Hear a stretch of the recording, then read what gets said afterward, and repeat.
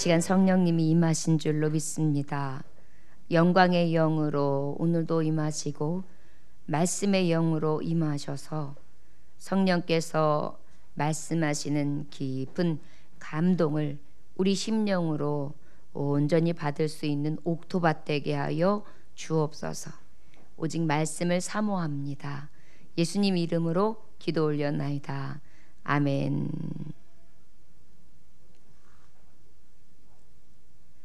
오늘 말씀의 사무엘상 24장은 다윗과 사울을 통해서 주시는 교훈이라 할 수 있습니다.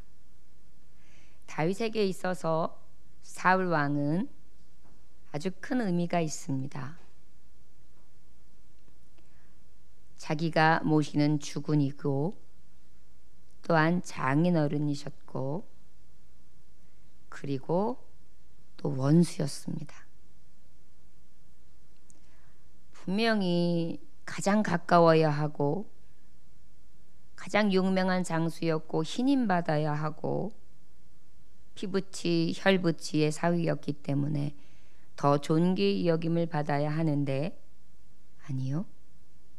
도리어 원수같이 그렇게 여겼던 사울, 존경하고 또 따르고 충성을 다하고 끝까지 반역하지 아니하며 주군으로 모시고 장인으로 모시고 싶었던 그리고 하나님을 두려워했던 다윗에게는 너무나 어려운 장벽이었습니다.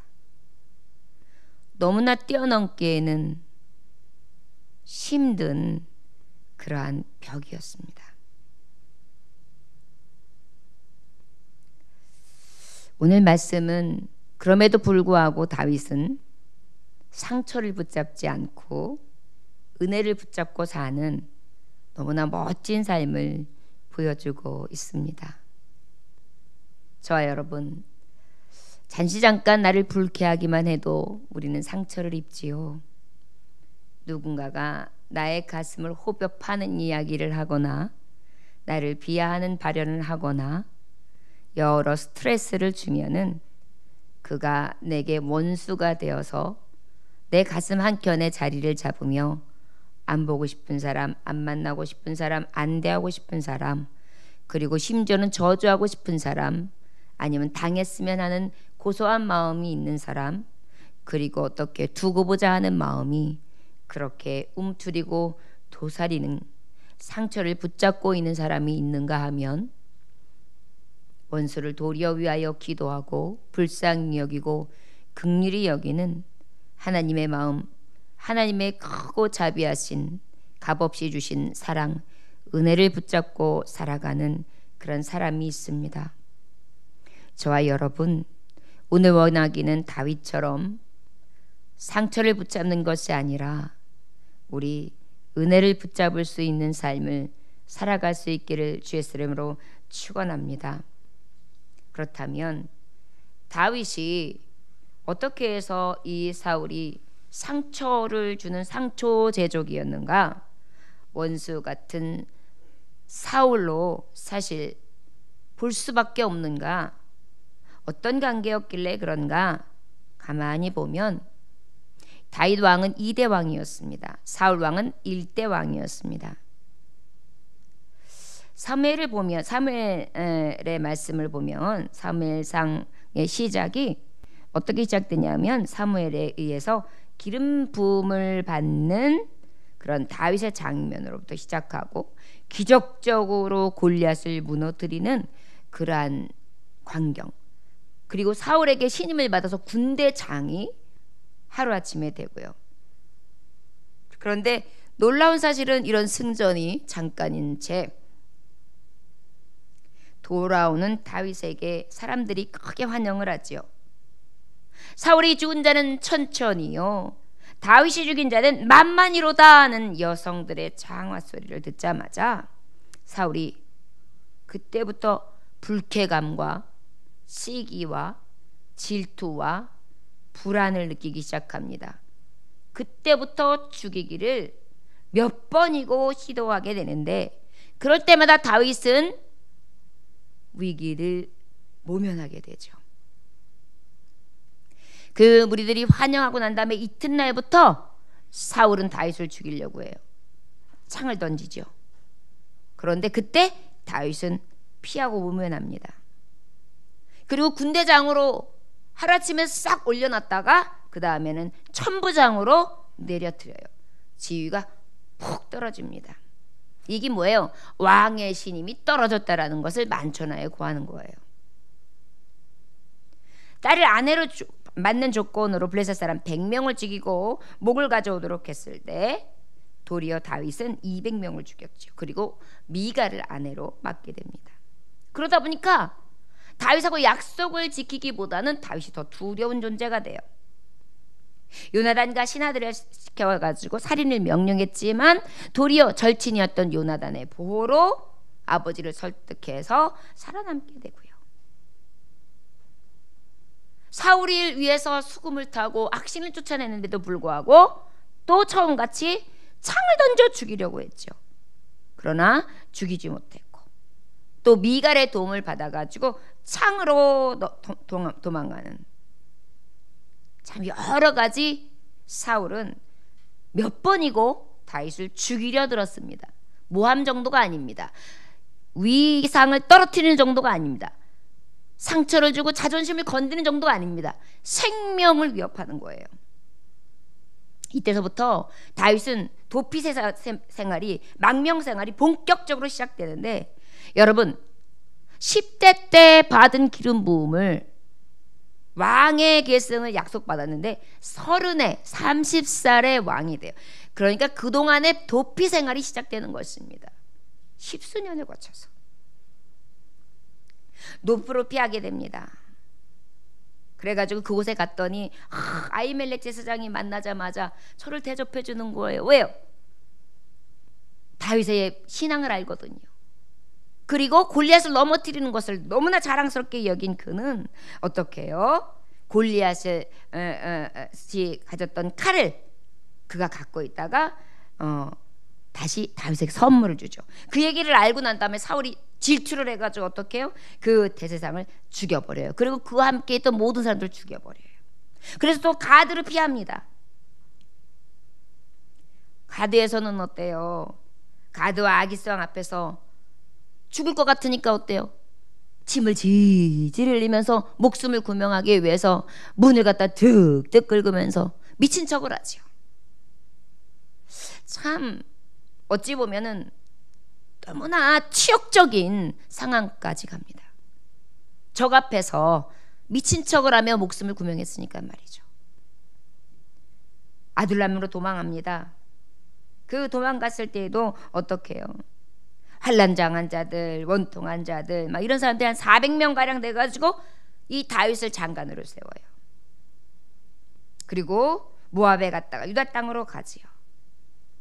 그런데 또 갓 선지자의 말이 듣고 난 다음에 이제 이 아둘람으로 돌아왔을 때 노브에 있었던 노브를 거쳐서 이 가드로 아둘람으로 왔더니 그 노브에 있던 제사장들마저도 다 사울은 쫓아가서 싹 죽여버려. 그러니까 다윗을 추종해주고 다윗을 인정해주는 제사장마저 다 숙청을 가하는 것입니다. 사울에게는 가차 없었어요. 다윗 소리만 나오면 그들은 이미 숙청의 대상이 되었습니다. 그뿐이 아닙니다. 시부로 피하게 되지요. 그래서 그 거처를 알려주는 바람에 다시 또 마온으로 피하게 됩니다. 또 마온으로도 피하니까 또 잡으러 오니까 어때요?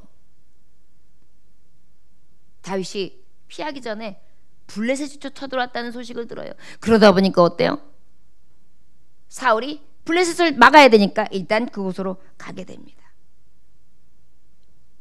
그 사이에 다윗이 피한 곳이 오늘 말씀에 있는 엔게디예요. 그럼 얼마나 계속 도피 생활을 하는 것입니까?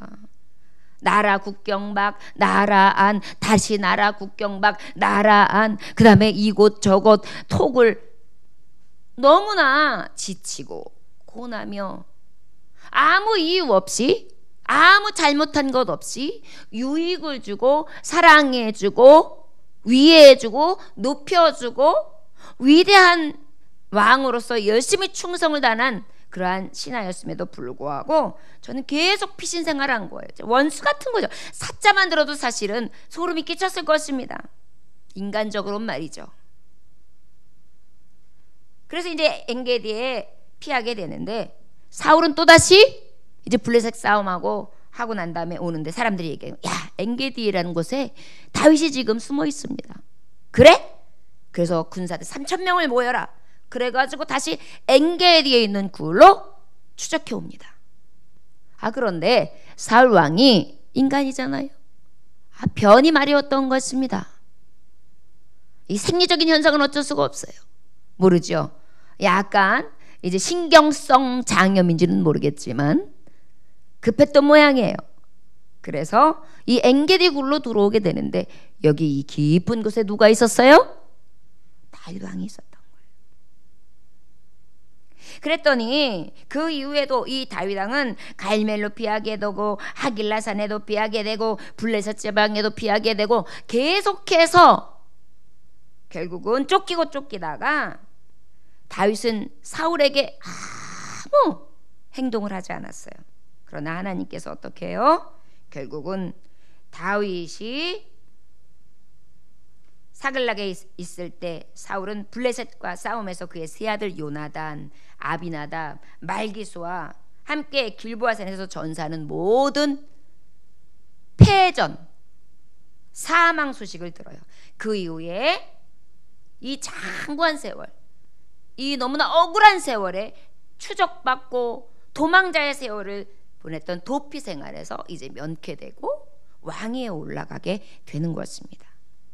자, 그런 과정 속에 특별히 엔게디, 오늘은 엔게디, 얼마나 사실은 인간적으로 미워요. 쳐다보기도 싫어요. 진짜 생각 같아서는 기회만 닿으면 가가지고 죽여버릴 수 있어요. 그런데 오늘 이러한 상처를 붙잡지 않았던 다윗은 은혜를 붙잡습니다.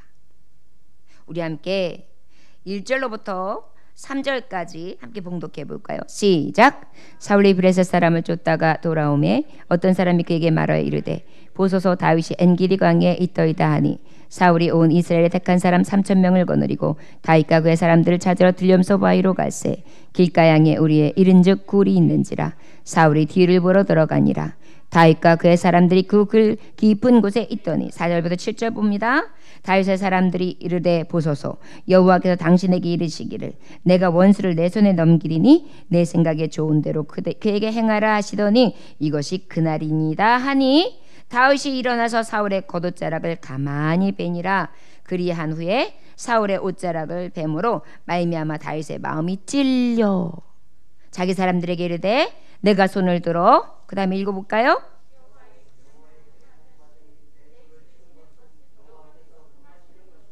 그는 여호와의 기름을 받은 자가 되민이라 하고 다윗이 말로 자기들의 사람들의 금하여 사울을 해하지 못하게 하니라. 사울이 일어나 굴에서 나가 자기 길을 가니라 그랬어요. 그냥 말씀만 읽어도 알겠죠.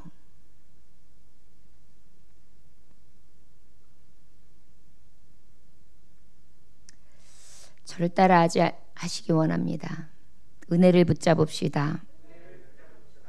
보복하지 않습니다. 보복하지 않습니다. 상처를 붙잡는 사람은 보복해요.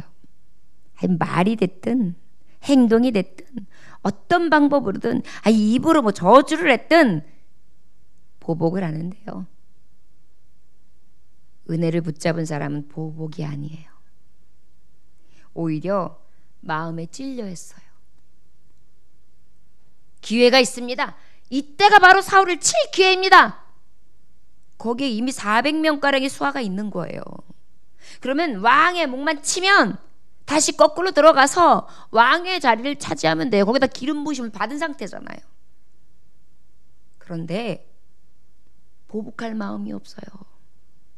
은혜를 잡았어요. 상처? 나를 지금까지 힘들게 하고 나에게 원수 같은 사울? 아니요. 나는 상처를 붙잡지 않겠습니다. 은혜를 붙잡겠습니다. 가만히 변을 보고 계신 사울 왕에게 그 캄캄한 곳에 뒤로 가서 살짝 겉옷을 베요. 그런데도 그것도 찔려해요.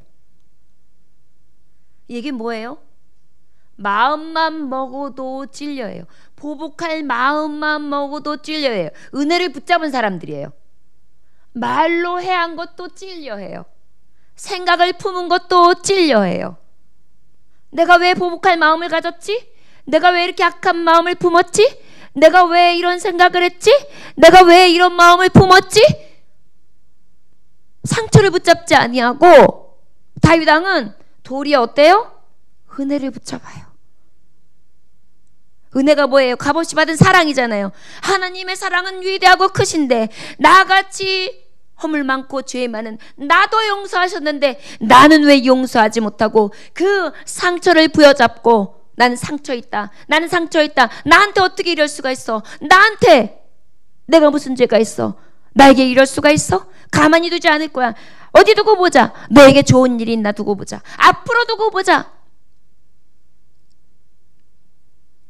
이러한 마음이 상처로 쌓이는 마음이 아니에요. 도리어 어떻게 그런 마음을 품었던 것, 조금이라도 그런 행동을 했던 것이 마음에 찔리는 거예요. 여러분, 이게 은혜를 붙잡은 사람이에요. 주님은 우리에게 말씀하시거든요. 보복하지 말라고 말씀하신 마태복음 5장 38절, 그게 주님의 마음이에요. 눈으로는 눈으로, 이는 이로 갚으라 하였다는 것을 너희가 들었으나 나는 너희에게 이르노니 악한 자를 대적지 말라. 누구든지 내 오른뺨을 치거든 왼뼈를 돌려대며 또 너를 송사하며 속옷을 가지고자 하는 자에게는 겉옷까지 가지게 하며 또 누구든지 너를 억지로 오리를 가기자 하면 그 사람과 심리를 동행하고 내게 구하는 자에게 주며 내게 구고자 하는 자에게 거절하지 말라. 원수를 사랑하라. 아멘. 보복하지 말라는 거예요. 보복하지 말라는 거예요. 이것이 은혜의 사람이라는 거예요. 주님의 은혜를 입은 사람이라는 것입니다. 상처를 끌어안고 보복해야지, 언젠가 두고 보자가 아니라 어떻게 그럴 수가 있어? 저주할 거야, 저주받을 거야 라는 생각을 하는 것이 아니라 그런 생각마저 조금이라도 입에 밖에 낸 것 자체가 어때요? 찔리는 거예요. 이게 은혜의 사람이에요. 얼마 전에 저는 목회하면서 목회자의 이름으로 하나님이 어찌 하시던 간에 저주하거나 잘못된 것에 대해서 그것을 가지고 성도로 하여금 위협이 되는, 공갈이 되는, 협박이 되는 그러한 말은 하지 않겠다라는 것이 제가 가지고 있는 원칙이었는데 그 원칙을 깬 적이 있어요. 그 얘기를 어떻게 하다가 했느냐면 너무나 있을 수 없는 일이 생겼는데 너무 믿던 사람이었기 때문에, 그럴 리가 없을 거라는 생각을 했던, 내가 존경하고 사랑했던 분이었기 때문에. 그런데 그분이 그랬었거든요. 그 전에 가장 두려운 것이 주의 종이 관계가 안 좋아져서 자기의 잘못으로 인하여 저주가 임하는 거래요. 그 얘기가 갑자기 생각나는 거예요. 그래서 제가 그랬어요. 기도하자고 하지 않았느냐? 왜 기도도 해보지 않고 그렇게 험한 일을 저질렀느냐? 나 기도하자고 같이 지금 작정 기도하는 시간인데 저 기도하는 사람입니다. 기도하겠습니다. 저도 기도하는 사람입니다. 이게 얼마나 큰 공갈이겠어요? 협박이겠어요? 하나님 앞에 기도하겠다는 건데 만약에 그런 마음이 생겨도 입 밖에 내는 것 자체가 얼마나 큰 상처고 두려움이겠어요? 그분의 입으로 말했는데 제가 그것을 하고 돌아와서 여하 어떤 잘못 자잘을 떠나서 그게 얼마나 그분에게 비수가 되었을까라는 생각을 하면서 제가 그랬어요. 제가 축복하겠노라고. 제가 그런 거 절대 그러한 마음으로 기도하지 않겠노라고. 그동안 너무 감사했노라고. 그리고 하나님 앞에 철저히 회개했어요. 기도하는 사람은 잘못하면 기도한다고 하는 게 굉장히 큰 협박이 될 때가 있거든요. 두려움이 될 때가 있거든요. 은혜를 붙잡는 사람은요, 이러한 작은 마음, 이러한 말로, 그렇다고 제가 그런 기도를 했겠습니까? 전 그런 기도를 못해요. 축복하는 기도는 할 수 있어도요, 입으로 하나님 저 사람들한테 이렇게 해주세요라는 기도가 안 나오더라고요. 하나님의 방법으로, 하나님이 여기 말씀해 보면 기록되어 있어요. 하나님이 판단하시고 하나님이 봐달라고, 하나님이 심판해달라고, 이건 했어요. 저도. 왜? 하나님이, 저도 심판 앞에 있는 거고 저도 판단하는 하나님 앞에 있기 때문에 이것은 내 입장만 얘기하는 것이 아니고 저 입장만 얘기하는 것이 아니라 각자의 삶이거든요. 이런 기도는 드렸어요. 그런데 이런 마음같이 제가 아까 말했던 그러한 말한 거, 낸 거 하나만으로도 저는 너무나 괴로웠습니다. 그리고 하나님 앞에 회개했었어요. 상처를 붙잡으면 자꾸 미움이 생겨요. 상처를 붙잡으면 죽이고 싶어져요. 상처를 붙잡아주면 원망이 생겨요. 상처를 붙잡으면 원통함이 생겨요. 상처를 붙잡으면 분통함이 생겨요. 그런데요, 은혜를 붙잡으면 그러한 마음이 사라져요. 보복할 마음이 사라져요. 원망스럽고 분통하고 분한 마음이 사라져요. 도리어 미안한 마음이 생겨요. 제 잘못이 보여요. 저의 가지고 있는 작은 것 큰 것까지도 다 찔려요. 이래서 그랬구나, 저래서 그랬구나, 다 내 부족함이구나, 이건 다 내 때문이구나, 이런 마음이 막 생겨요. 옷자락 하나만 베었음에도 불구하고 하나님의 기름 부으신 종인데, 그래도 하나님이 세우신 왕인데, 우리 장인어른인데, 그래도 우리 이스라엘의 아버지인데, 내가 어찌 그 왕을 신하된 도리로, 아비 자식된 도리로 그에게 해를 가할 수 있겠는가? 안 돼. 은혜를 붙잡으니까요, 보복할 수가 없는 것입니다. 기회요? 무슨 기회요? 하나님은요, 사랑하고 감쌀 기회는 주시지만 하나님은요, 보복할 기회는 주시지 않으세요. 할렐루야. 저 여러분, 우리 자꾸 상처를 붙잡지 말고 은혜를 붙잡을 수 있기를 주의 이름으로 축원합니다. 축원합니다. 할렐루야. 자, 그리고 난 다음에 우리가 말씀을 보기를 원합니다. 수년 전에 있었던 일이기도 한데, 말씀 보기 전에 수년 전에 있었던 일인데, 한 살인범이 어떤 한 재판에서 사형 언도를 받았어요. 사형범이, 그러니까 살인범이요. 그런데 살인범의 형이 공직자였는데 얼마나 많은 공을 세우고 충성스럽고 성실하고 정직한지요. 많은 사람들에게 칭찬이 자자한 그런 사람이었어요. 이 형이 주지사를 찾아가요. 그래가지고 동생에 대해서 아주 애타게 얘기하면서 사면해 주기를 간청했어요. 그래가지고 이제 주지사는 동생을 위해 가지고 탄원하는 형의 잊혀질 수 없는 공로를 참작해가지고, 그러면 동생의 죄를 사면해 주겠다.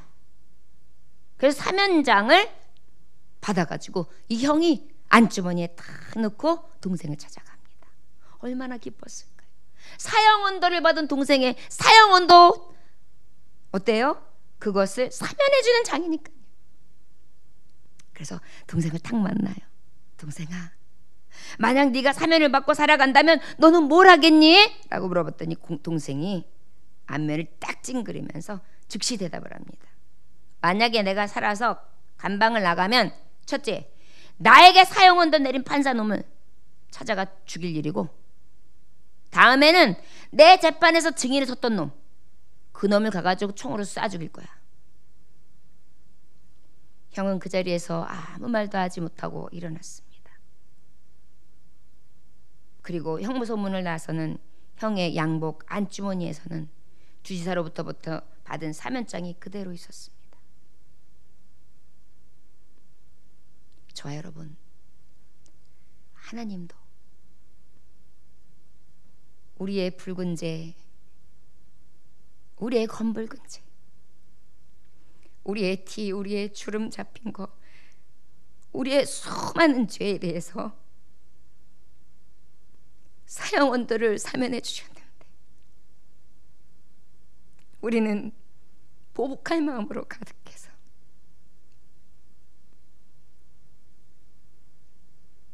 사랑의 마음으로 채워진 것이 아니라 상처의 마음만 붙잡고 있다면 하나님께서 주신 사면장 다시 넣을 수도 있습니다.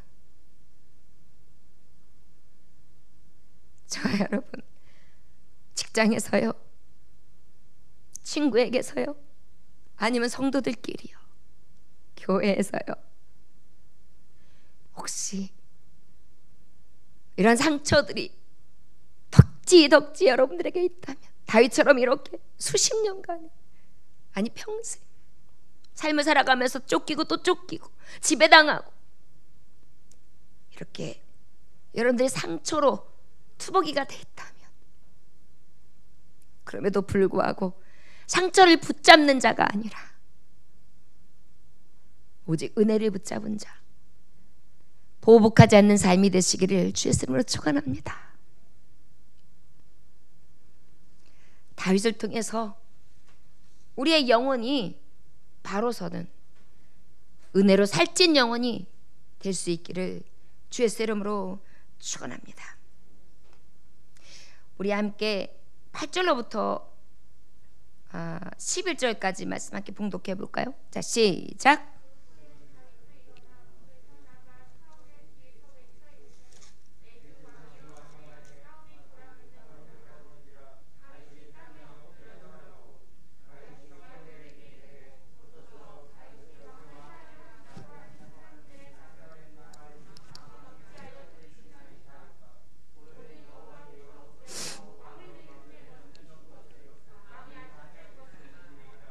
어떤 사람이 나를 권하여 왕을 죽이라 하였으나 내가 왕을 아껴 말하기를 나는 내 손을 들어 내 주를 해하지 아니하리니 그는 여호와의 기름 부음을 받은 자이기 때문이라 하였나이다.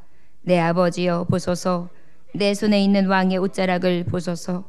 내가 왕을 죽이지 아니하고 겉옷자락만 베었은즉 내 손에 악이나 죄가가 없는 줄을 오늘 아실지니이다. 왕은 내 생명을 찾아 해하려 하시나 나는 왕에게 범죄한 일이 없나이다. 원수 갚지 않았습니다. 12절로부터 15절까지 봉독해 볼까요? 여호와께서 나와 왕 사이를 판단하사 여호와께서 나를 위하여 왕에게 보복하시려니와 내 손으로는 왕을 해하지 않겠나이다. 옛 속담에 말하기를 악은 악인에게서 난다 하였으니 내 손이 왕을 해하지 아니하리이다. 이스라엘 왕이 누구를 따라 나왔으며 누구의 뒤를 쫓나이까? 죽은 개나 벼룩을 쫓음이니이다. 그런즉 여호와께서 재판장이 되어 나와 왕 사이에 심판하사 나의 사장을 살펴 억울함을 풀어주시고 나를 왕의 손에서 건지시기를 원하나이다 하니라. 아멘. 보복하지 않는 삶은, 은혜를 붙잡은 삶은 이렇습니다. 예의를 갖춰가지고 사울 앞에 막 엎드려요. 그리고 왕에게 자기가 잘못 없음을 다시 한번 간언합니다. 그리고 왕이여 어찌 이럴 수가 있습니까? 나는 억울합니다 라고 이야기하는 것이 아니었습니다. 나는 왕 앞에 죄 지은 일이 없습니다. 왕이시여, 나와 왕 사이를 판단하시는 하나님 앞에서 하나님이 판단하시기를. 은혜를 따라 살아가는 사람은요, 하나님을 두려워하는 거예요. 기름 부음 받은 종인데, 하나님 사랑하는 자인데, 예수님이 피값 주고 산 당신의 성도들, 당신의 사랑하는 자녀들인데 내가 어찌 보복할 수 있으리요? 만약에 보복을 하시더라도 하나님이 판단하실 것이지, 나도 하나님이 판단할 것이고 저도 판단할 것이며, 그리고 또 말씀하시기를 하나님이 재판장 되셔서 나도 심판할 것이고 저도 심판할 것이고 죄가 있다면 분명히 하나님은 그 죄에 상응하는 벌을 주실 것입니다.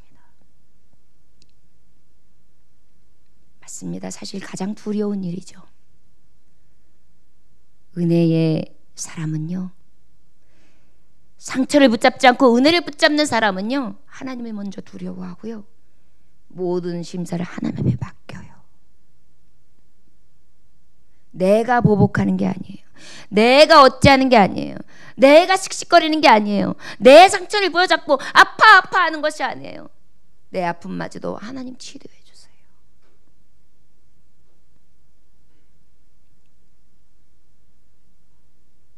이것이 은혜를 붙잡은 은혜의 사람이라는 것을 기억하시기 원합니다. 저와 여러분들은 이미 값없이 받은 은혜, 이 사랑을 입은 자들이에요.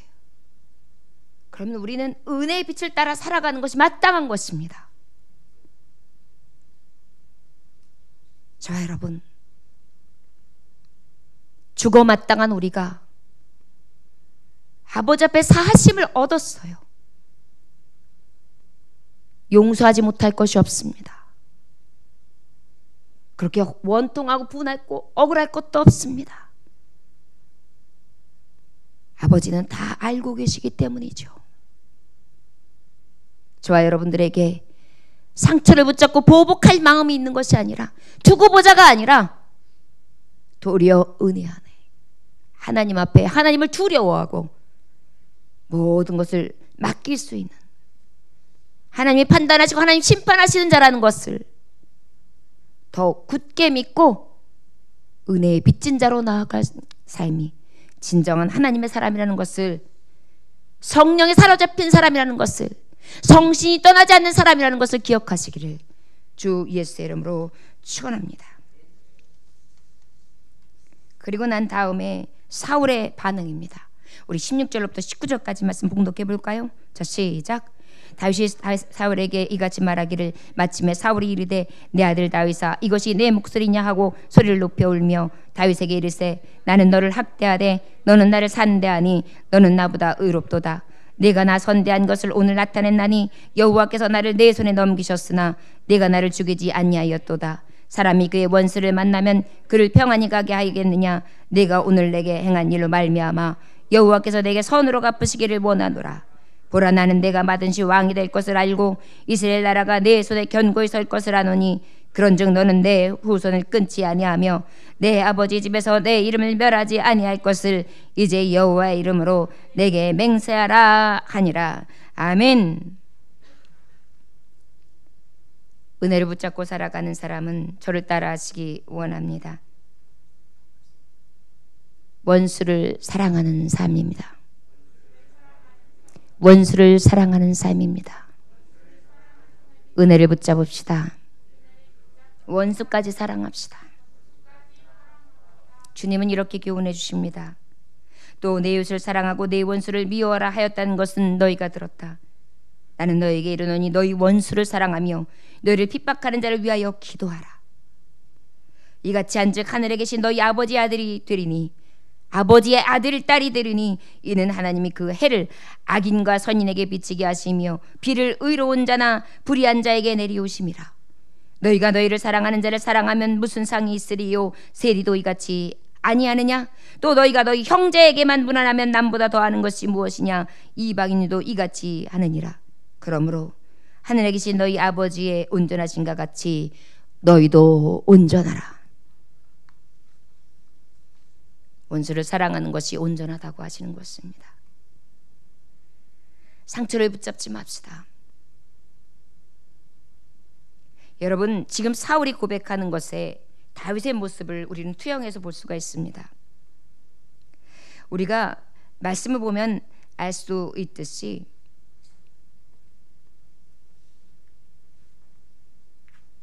우리 17절 말씀 함께 봉독해 볼까요? 시작. 다윗에게 이르되 나는 너를 학대하되 너는 나를 선대하니 너는 나보다 의롭도다. 할렐루야. 원수를 사랑하는데 어떻게 했다고요? 그 사람은 나를 학대했어요.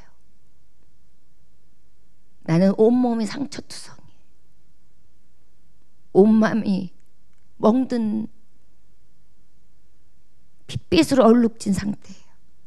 이리저리 찢겨져 있고 상처투성이에요. 그런데 이 상처를 보지 않았어요. 저는 나를 학대했지만 나는 저를 선대했어요.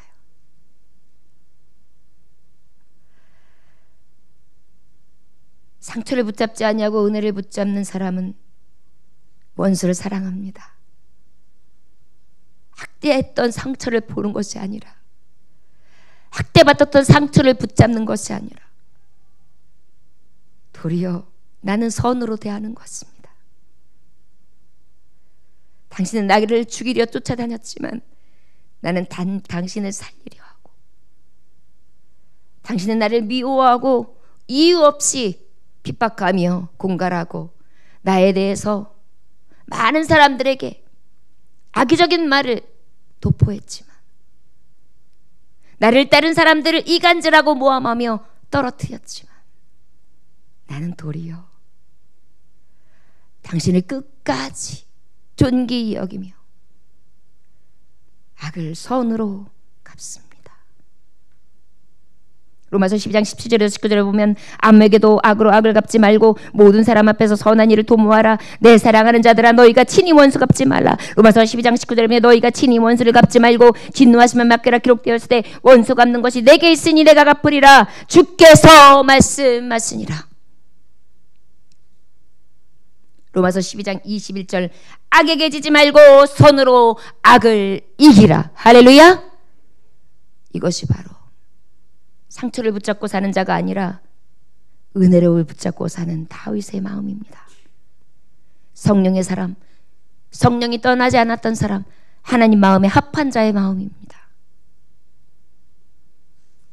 저 여러분, 우리 이렇게 살아갈 수 있기를 늘 은혜를 붙잡고 상처를 붙잡는 자가 아니라 상처는 내려놓고 던져버리고 오직 은혜, 하나님의 사랑, 이 긍휼, 내가 받은 은혜, 값없이 받은 이 축복의 선물만 부여잡고 끝까지 하나님이 판단하시고 하나님 심판하실 것을 부여잡고 인내로서 악을 선으로 갚으며 나아갈 수 있기를 주의 이름으로 축원합니다.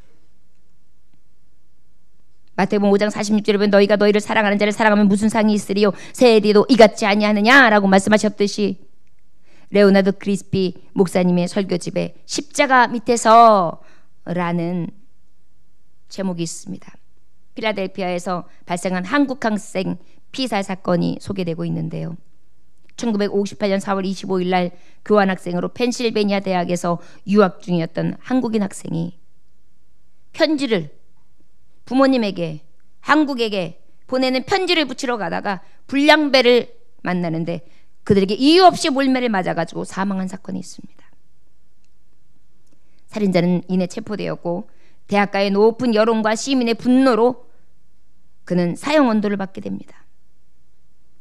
이 소식을 들은 피살자의 부모가 담당 판사에게 탄원서를 보냈어요. 탄원서에서는 자식을 죽일 살인자의 생명을 구해주면 그의 재활까지 책임지겠습니다. 내 자식을 죽인 이 살인자를 사형 언도에서 구해주신다면 그가 갱생되도록 재활까지 책임지겠습니다. 이런 탄원을 한 이유는 원수가 풀려는 것이 아니라, 살면서 고통을 주려는 것이 아니라 우리를 멸망의 길에서 구원하신 예수 그리스도의 사랑과 희생을 조금이라도 실천하기 위해서입니다. 라고 그 탄원서에 적혀 있었다고 합니다. 예수님께서는 우리에게 원수까지 사랑하라고 말씀하십니다. 자식을 죽인 원수를 사랑하는 것만큼 위대한 것은 없을 것입니다. 그 어떤 사랑보다도 큰 사랑일 것입니다. 우리 하나님의 사랑이 그렇잖아요. 아들을 죽인 원수를 사랑하십니다. 끝까지 사랑하십니다. 그러나 이 모든 일이 우리의 능력으로 가능할까요? 아니요. 하나님의 은혜로 가능한 줄 믿습니다. 능력이나 내 힘이나 내 힘이 아닙니다. 오직 하나님의 신, 십자가 지신 예수 그리스도의 은혜로만 가능한 줄 믿습니다. 저와 여러분,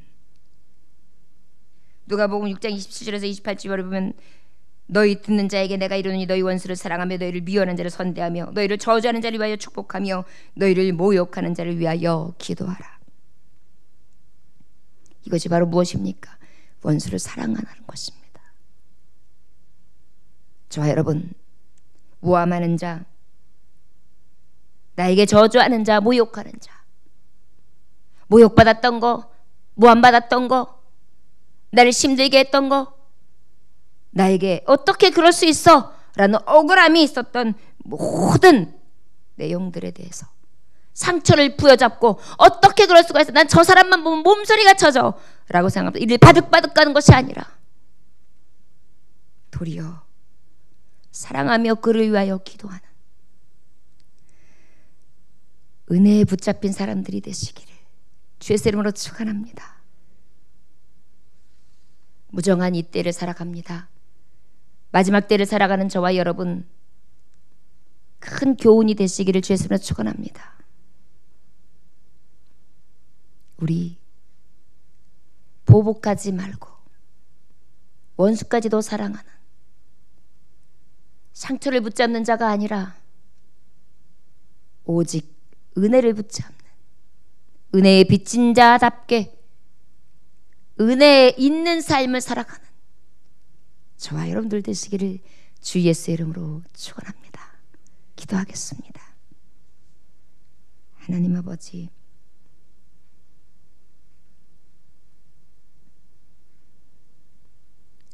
다윗의 번민은 너무 컸을 것입니다. 내가 뭘 잘못했지? 나는 골리앗을 쳤을 뿐인데 내가 뭘 잘못했지? 내가 전쟁터에 앞장섰을 뿐인데 내가 뭘 잘못했지? 내가 장인어른을 위해서 목숨을 바쳤을 뿐인데 내가 뭘 잘못했지? 그의 악신을 빼줬을 뿐인데 내가 뭘 잘못했지? 내가 왜 도망자가 되어야 하지? 하루에도 수없이 수만 번 이를 갈기도 하고 눈물로, 원통함으로, 불평과 좌절감에, 모멸감에 그렇게 사로잡혀서 자신과 싸움을 많이 했을 것입니다. 그러나 저는 상처를 붙잡지 아니하고 도리어 은혜를 붙잡으며 끝까지 보복하지 아니하고 그런 마음을 품은 것 자체도 하나님 앞에 찔려하고 마음 아파하며 악을 선으로 응대하고 도리어 원수를 끝까지 사랑했습니다. 하나님 아버지, 아버지 앞에 갚을 길 없는 은혜에 빚진 자로서, 사면장을 받은 자로서 이를 부득부득 갈며 내 상처를 자꾸 쳐다보고 감싸 안고 있는 것이 아니라 받은 바 은혜를 생각하고 기억하면서 상처의 너머에 있는 은혜를 보게 하시고 은혜를 붙잡은 자의 승리하는 삶을 살아갈 수 있도록 은혜 베풀어 주시기를 원합니다. 사랑 많으신 하나님, 오늘도 처절히 아버지 앞에 무릎 꿇며 엎드려 회개하오니 아버지께서 판단하시고 아버지께서 재판장 되셔서 심판하실 때에 두려움 없을 수 있도록, 양심의 거리낌 없을 수 있도록 늘 신실하게 성결하게 거룩하게 하나님 보실 때 나는 어찌할까 생각하며 두렵고 떨림으로 하나님을 경외케 하여 주옵소서. 오늘도 하나님 귀한 말씀 앞에 겸손히 무릎을 꿇었습니다. 이 말씀 가지고 생활전선에 나아가 마음속 깊이 새기며 그런 삶을 살 수 있기를 위하여 열심으로 자신과의 싸움을 하되 악을 선으로 이기는 승리자들 다 되게 하여 주옵소서. 은혜의 성령님, 우리를 감싸 주시기를 원하오며 예수님 귀하신 이름 받도록 기도 올려옵나이다. 아멘. 함께 찬송하십니다. 찬송가 302장 찬송 같습니다.